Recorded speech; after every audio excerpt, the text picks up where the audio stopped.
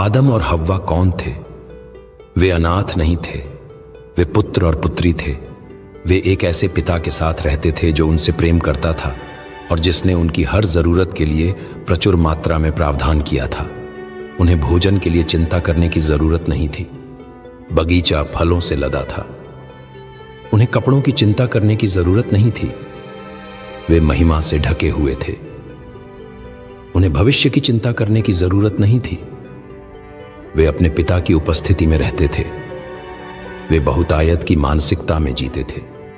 लेकिन जिस क्षण उन्होंने परमेश्वर की आज्ञा तोड़ी, जिस क्षण उन्होंने उसकी भलाई पर संदेह किया, उस क्षण वे आत्मिक रूप से अनाथ हो गए। वे अपने पिता से छिप गए।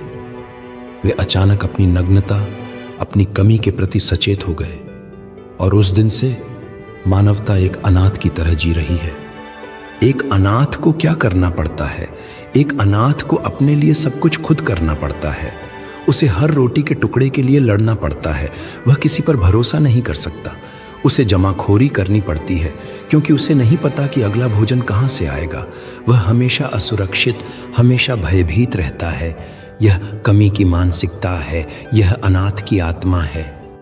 और यह अनाथ की आत्मा तुम्हें एक और देवता की पूजा करने के लिए प्रेरित करती है। मैंने तुम्हें चेतावनी दी थी, तुम परमेश्वर और धन दोनों की सेवा नहीं कर सकते। मैंने धन को मैमन कहा। मैमन केवल पैसा, नोट या सिक्के नहीं है। मैमन एक आत्मा है, एक झूठा देवता है। यह भौतिकवाद, सुरक्षा और आत्मनिर्भरता का देवता है। मैमन तुमसे क्या वादा करता है? वह कहता है, अगर तुम्हारे पास पर्याप्त पैसा है तो तुम सुरक्षित हो। अगर तुम्हारे पास एक बड़ा घर और एक अच्छी कार है तो तुम्हारा मूल्य है। अगर तुम्हारा बैंक बैलेंस बड़ा है तो तुम्हें चिंता करने की जरूरत नहीं है। मैमन की पूरी व्यवस्था भरोसे पर नहीं बल्कि दृश्य प्रमाण पर आधारित है।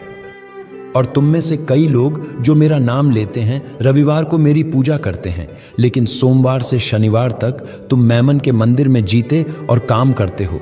तुम कहते हो कि तुम परमेश्वर पर भरोसा करते हो, लेकिन तुम अपने बैंक बैलेंस को देखकर शांति या चिंता महसूस करते हो।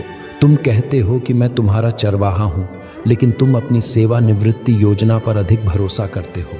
तुमने मैमन की पूजा को अपनी चिंता के माध्यम से, अपनी जमाखोरी के माध्यम से और अपनी तुलना की भावना के माध्यम से अपने जीवन में प्रवेश करने दिया है।